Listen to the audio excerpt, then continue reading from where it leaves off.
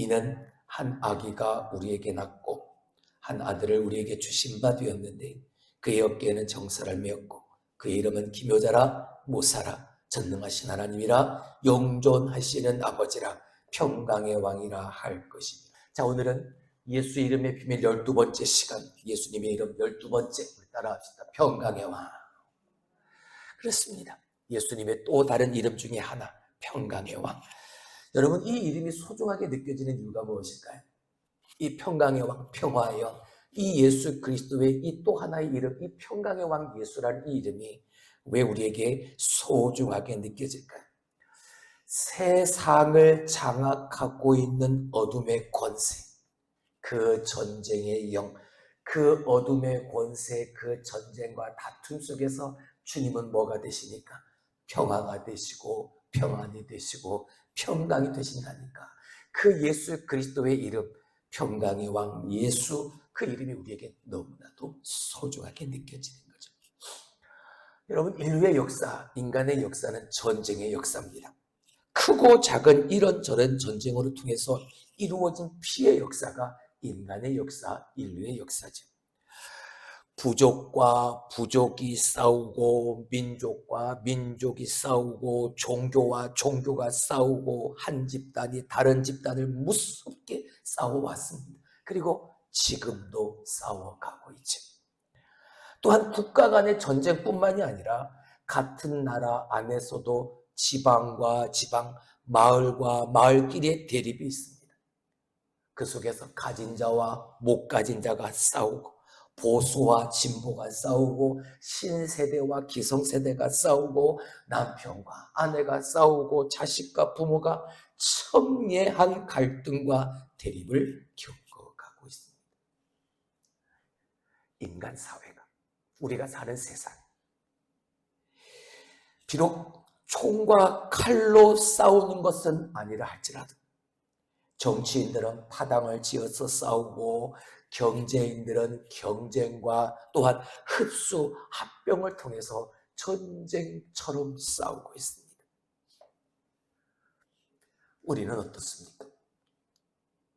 우리는 우리 주위에 있는 많은 사람들과 정말 완벽한 평화를 유지하면서 산다라고 자부하며 살아가고 계십니까? 아마 한두 번쯤은 다 대립하고 다투고 또한 불편한 관계에 빠졌던 그런 경험들이 다 있을 겁니다.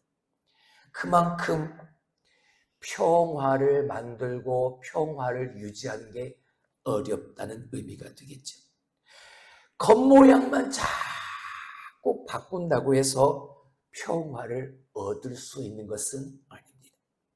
마치 진통제만 먹으면서 이 암을 고치겠다라고 생각하는 것과 똑같은 거죠. 여러분, 병을 고치려면 그 뿌리부터 찾아야 합니다.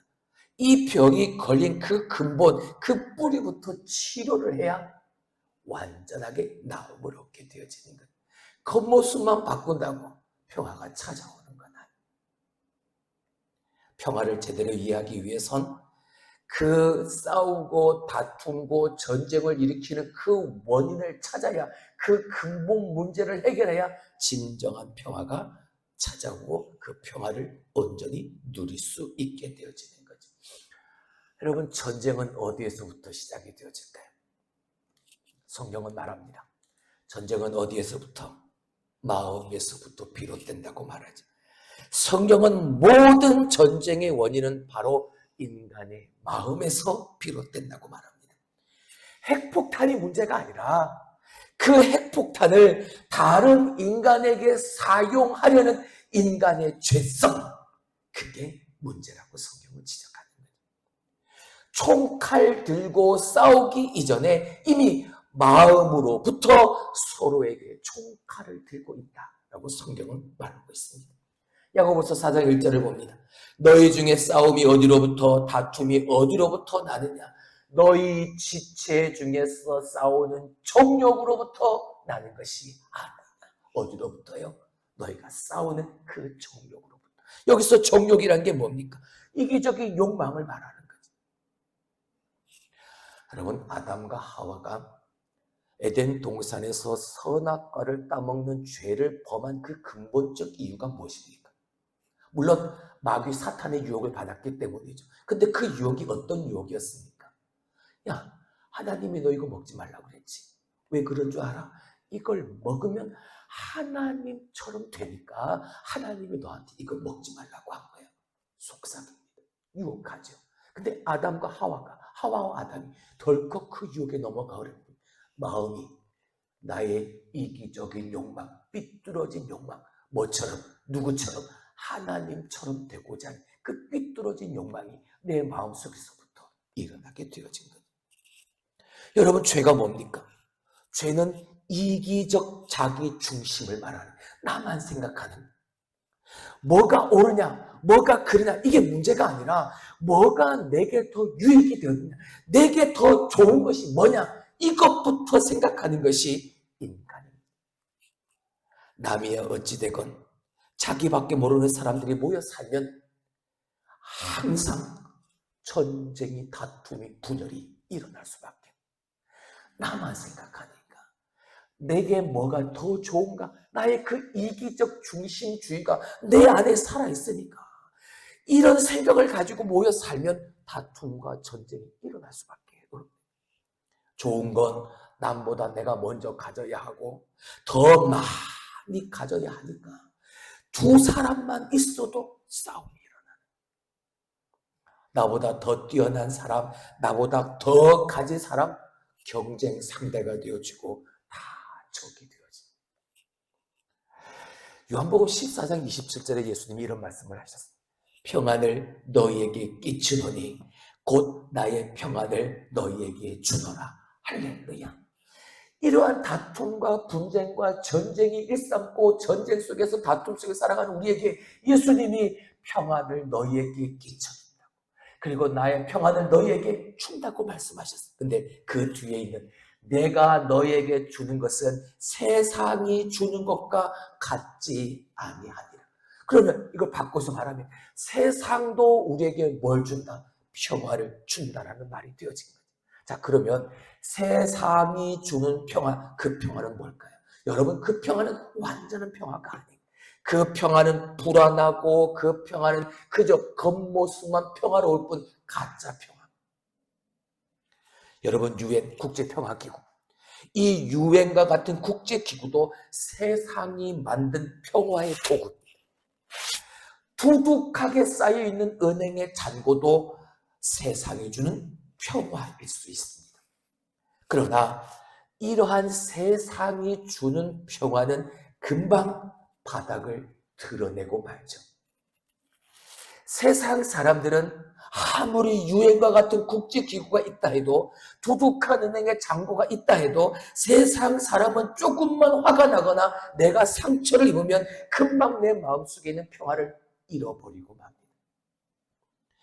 예수님이 오늘 우리에게 주시겠다고 하신 약속한 이 평화는 이런 세상이 주는 눈에 보이는 가식적인 평화를 말하는 게 아닙니다. 어떤 상황에서도, 어떤 폭풍 같은 환경 가운데서도 흔들리지 않는 평화를 주시겠다 하신 것이죠. 할렐루야. 전쟁은 어디서부터? 인간의 마음에서부터. 그래서 그 마음으로부터 시작되는 이런 전쟁을 통해서 주님이 우리에게 어떠한 전쟁 같은 그 폭풍과도 같은 그 전쟁 속에서도 흔들리지 않는 평화를 너희에게 주겠다, 우리에게 주겠다 약속하십니다. 자, 그렇다면 그 평화를 누리기 위해서 어떻게 해야 되는가? 두 번째, 먼저 하나님과 평화해야 하나님의 평화를 내가 가질 수 있다는 사실. 할렐루야. 이게 지금 히브리어로 평안을 샬롬이라고 말합니다. 잔잔한 호숫가에 앉아서 누리는 그 평안을 말하는 게 아닙니다. 단순히 서로 싸우지 않는 그런 상태를 말하는 것도 아닙니다. 이 샬롬은 하나님의 백성들만이 누릴 수 있는 하나님으로 인해 얻어지는 영적 충만과 만족과 회복, 이게 하나님의 샬롬인 거예요. 누구만? 하나님의 백성들만. 그 하나님의 백성들에게 하나님으로 말미암아 얻고 누리게 되어지는 영적인 충만, 만족과 회복, 이게 샬롬. 그래서 샬롬은 하나님의 축복, 하나님의 동행하심, 삶의 구석구석마다 그 하나님의 함께하심이, 동행하심이, 그 임재하심을 의미하는 것이 바로 샬롬입니다. 여러분, 그런 평안을 인간은 누렸습니다. 언제? 대초에 에덴 동산에서 그 하나님의 샬롬, 여호와의 샬롬의 은혜를 누리며 살았지. 근데 그 평안을 깨뜨린 게 뭡니까? 바로 죄였습니다. 죄가 하나님과 사람 사이를 갈라놓았습니다. 근데 하나님과 사람 사이가 갈라지면서 사람과 사람 사이도 전쟁이 일어나고 말게 되어집니다. 자, 그 이후에 어떤 모습이 보여지는지요? 죄를 짓고 난 이후에 하나님과 사람, 인간 사이에 사이가 벌어지게 되어지니까 어떤 일이 벌어집니까? 아담과 하와가 서로 원망하고 싸우죠. 무엇 때문에? 이 죄를 짓게 된 원인이 바로 너야. 너 때문에 이 죄를 지은 거야. 라고 서로 원망하며 그 죄를 상대방에게 미루게 되어집니다. 그의 자녀들은 어떻습니까? 가인과 아벨. 가인 첫째 아들이 아벨을 돌로 쳐 죽입니다. 부부가 싸우고 형제가 싸웁니다. 언제부터요? 하나님과 싸우게 되니까, 하나님과 사이가 멀어지니까, 하나님과 나 사이에 담이 가로막혀버리니까. 하나님과 담을 쌓은 후부터 사람과 사람 사이에는 미움과 불신과 다툼의 담이 점점 높게 쌓여져 가고 있는. 그래서 뭐가 중요합니까? 하나님과의 평화, 하나님과의 화목이 너무나도 중요한 거예요. 하나님과 화목하지 못하면 절대 인간은 끊임없이 계속해서 전쟁 같은 인생을 살 수밖에 없습니다. 미움과 다툼과 분열이 계속해서 내 마음속에 일어나는 거예요. 자, 그렇다면 어떻게 하나님과 화목할 수 있는가? 어떻게 하나님의 평화를 내가 가질 수 있는가? 구약시대는 제사 드릴 때 반드시 필요했습니다. 뭐가? 희생제물이. 내가 죄를 지었는데, 내 죄를 지어서 내가 죽어야 하는데, 내가 죽을 수는 없으니까 내 죄를 대신할 거룩하고 흠이 없는 희생제물을 하나님 앞에 대신해서 드렸죠. 내가 내 죄를 그에게, 그 동물의 그 짐승에게 전가해서 내 죄를 대신해서 그 짐승이 대신 죽어 하나님 앞에 제사를 드림으로 내가 그 죄를 용서받을 수 있었습니다. 반드시 화목제물이 필요했습니다. 하나님과 우리 사이에 평화가 깨졌으니까 그 죄값을 지를 제물이 필요했던 것이죠. 근데 신약시대에 와서는요, 예수님이 모든 죄값을 치를 신이 화목제물이 되어주셔서 십자가에서 돌아가셨습니다. 할렐루야. 그 후에요, 그렇게 하심으로 말미암아 하나님과 우리 사이에 죄로 말미암아 갈라지고 쌓여있던 그 담을 예수 그리스도의 그 십자가의 죽으심, 희생제물 되심으로 말미암아 그 담이 허물어진 것이죠. 할렐루야. 이게 은혜. 에베소서 2장 13절 14절. 이제는 전에 멀리 있던 너희가 그리스도 예수 안에서 무엇으로? 그리스도의 피로 어떻게 되었다? 가까워졌다. 그는 우리의 뭐가 되셨다? 화평이신지라. 둘로 하나를 만드사 원수된 것, 곧 중간에 막힌 담을 자기 육체로 뭐 하셨다? 다 흠으로 버리신 것. 예수님의 십자가, 예수님의 그 희생 제물 되심이 전에 하나님으로부터 멀리 있던 우리를 예수 그리스도의 피로 가까워지게 만들었다. 먼저 하나님과 우리 사이를 화평케 했고, 그 결과로 말미암아 사람과 사람 사이를 화평케 만드셨다는 거예요. 피스메이커. 누구요? 예수 그리스도. 이렇게 하나님과 화평하는 것 뭘 말하는 겁니까? 예배 회복을 말하는 거예요.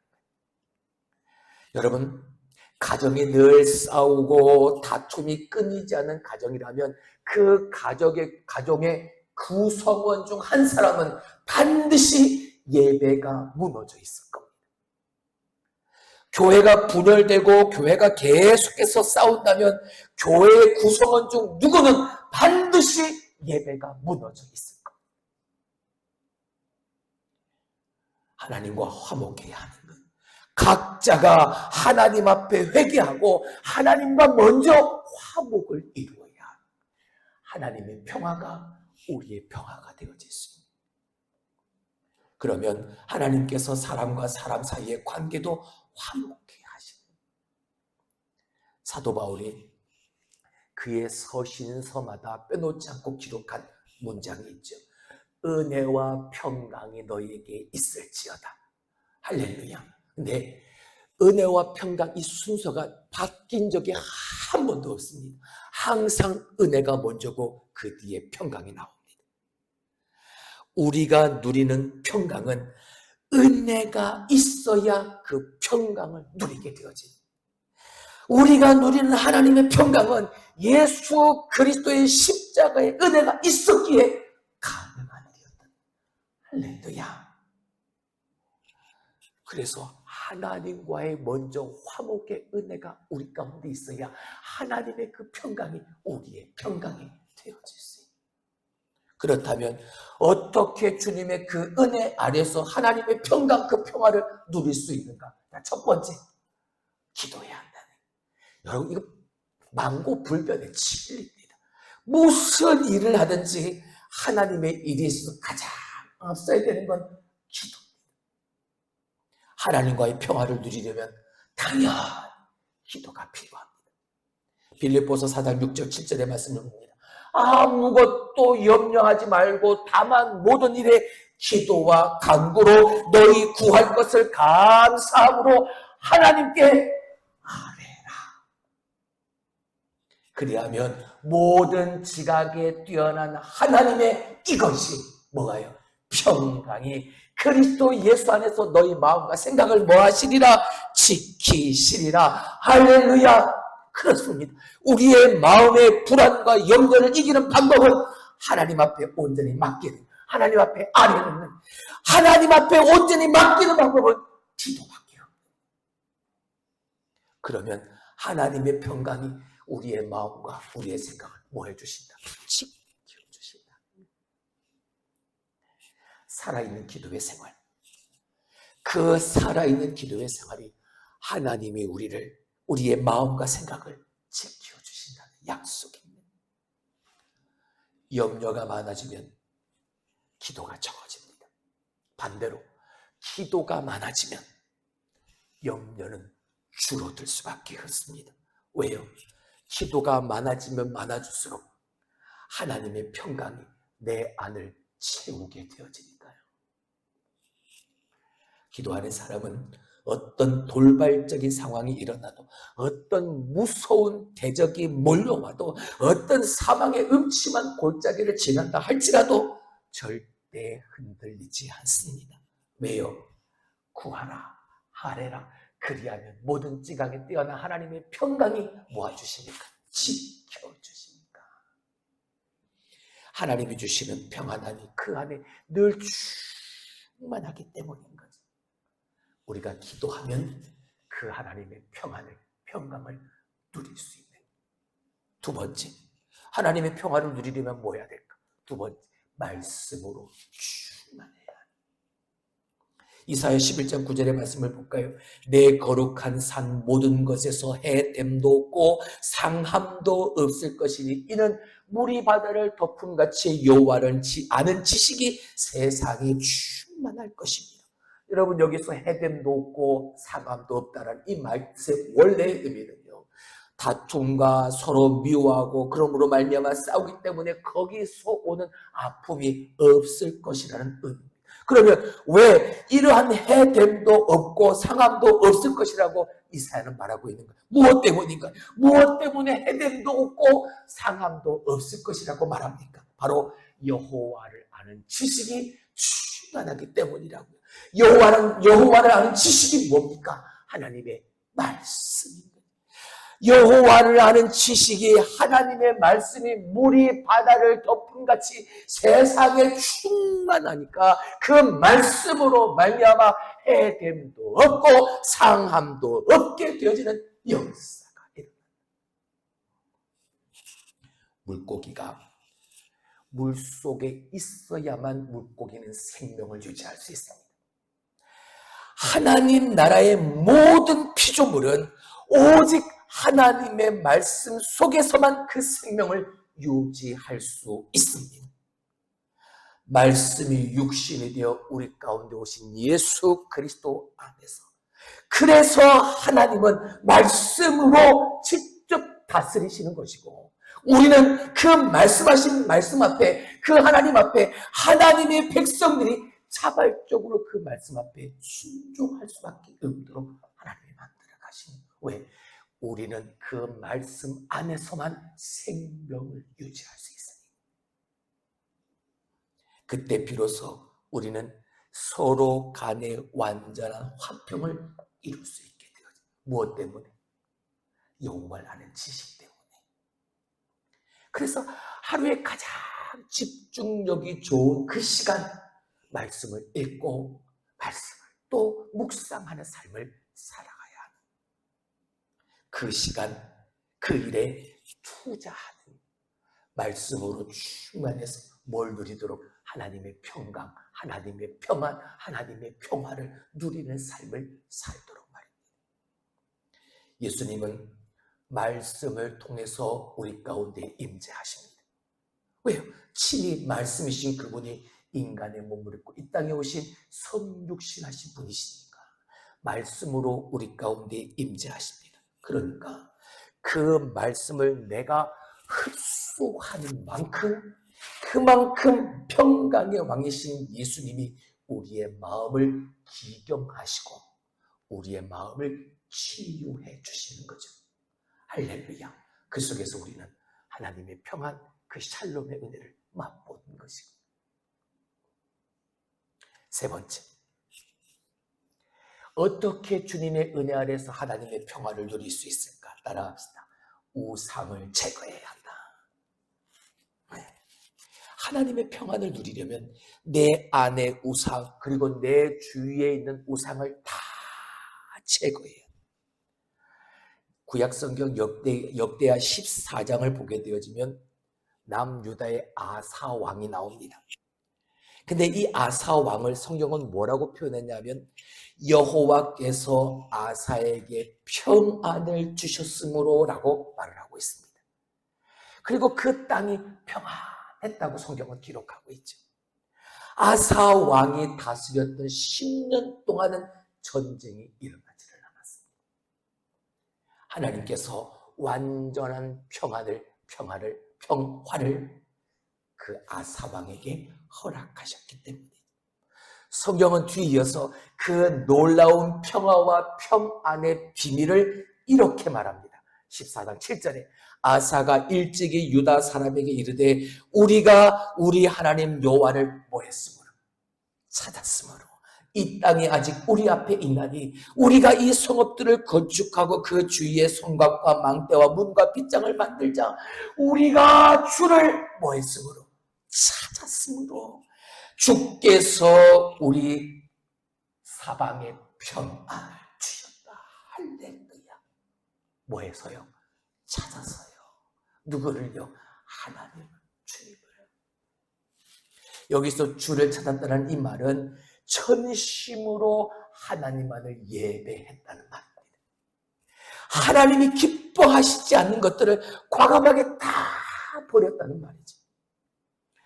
저는 역대하를 묵상하면서 한번 설명을 해드렸는데, 아사 왕은 왕이 되면서부터 철저하게 그 땅에서 우상을 다 치워버렸습니다. 자신의 증조부 솔로몬의 그 말년부터 시작되어졌던, 그 후로 계속 이어졌던 남유다 안에 있던 우상 숭배, 그리고 이방인의 풍습을 이 아사 왕이 돼서부터 다 없애버렸습니다. 근데 여러분, 그게 결코 쉬운 일은 아니었습니다. 왜요? 우상 중에 하나, 아세라를 섬기도록 온 나라에 퍼뜨린 사람이 누구였냐면 바로 자신의 할머니였습니다. 역대학 본문에는 어머니라고 되어 있지만 자신의 아버지 그리고 할아버지의 아내였던 마아가, 그 마아가가 아세라를 들여오고 아세라를 온 지역에 다 퍼뜨린 장군이었죠. 아사왕은 그 할머니를 폐위시켜버립니다. 그러면 우상 숭배를 정결해버리죠. 영적인 헌신은 때로는 나의 많은 것을 희생할 때가 있습니다. 희생해야만 할 때가 있습니다. 그랬더니 하나님은 그렇게 했더니 하나님은 아사왕에게 평화를 허락해 주셨다는 거죠. 나의 희생을 감수하면서까지 나와 내 주위에 있는 모든 우상들을 다 제거해버리니까 아사왕이 다스린 데는 전쟁이 없었더라. 할렐루야. 그 아사왕의 고백도 마찬가지. 우리가 뭐 했으니까? 하나님을 찾았으니까. 우리가 주를 찾았으니까 주께서 우리 사방에 뭘 더하여 주셨다? 평안을 허락하여 주셨다. 사랑하는 성도 여러분, 혹시 내 삶 속에 여전히 방치되어져 있는 우상은 없습니까? 하나님 이상으로 내가 사랑하고 내가 집착하는 것, 내가 하나님 앞에 드리는 것 그 이상으로 내 마음과 시간과 재물을 바치고 있는 것, 그것이 다 우상이 되어지는 거예요. 깨어 기도하면서 하나님의 임재를 방해하는 이 우상들을 내 삶에서 하나씩 제거해 나갈 때 하나님의 평안은 우리에게 임하는 줄로 믿습니다.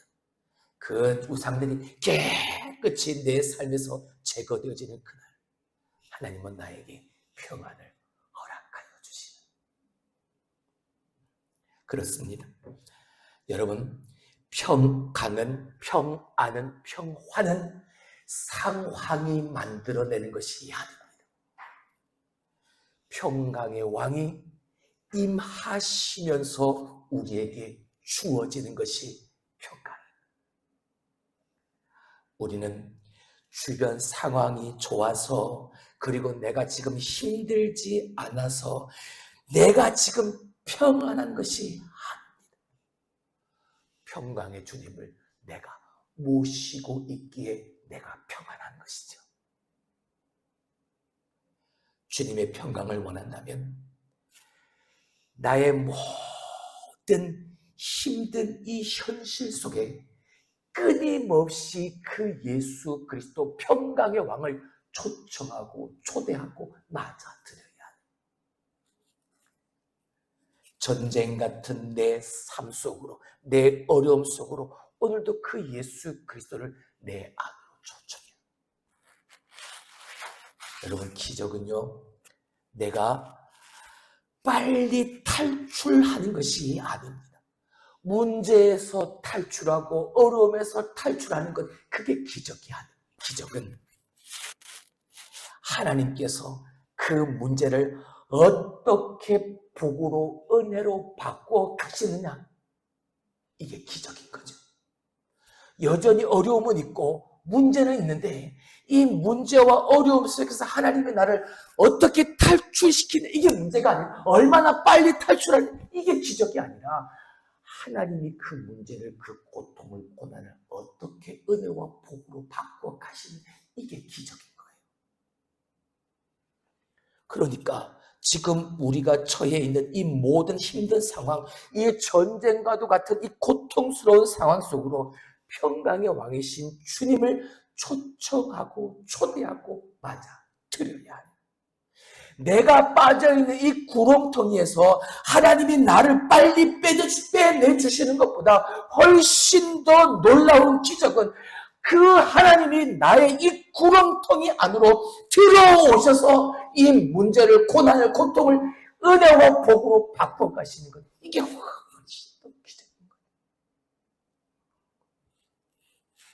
환난 중에 있는 어려움 가운데 있는 우리에게 주님이 설명할 수 없는 위로와 은혜와 능력을 그 안에서 역사해 주시니, 그래서 고난은 끝나지 않았는데 그럼에도 불구하고 감사가 있고 눈물이 있고 기쁨이 있는 이유가 바로 거기에 있는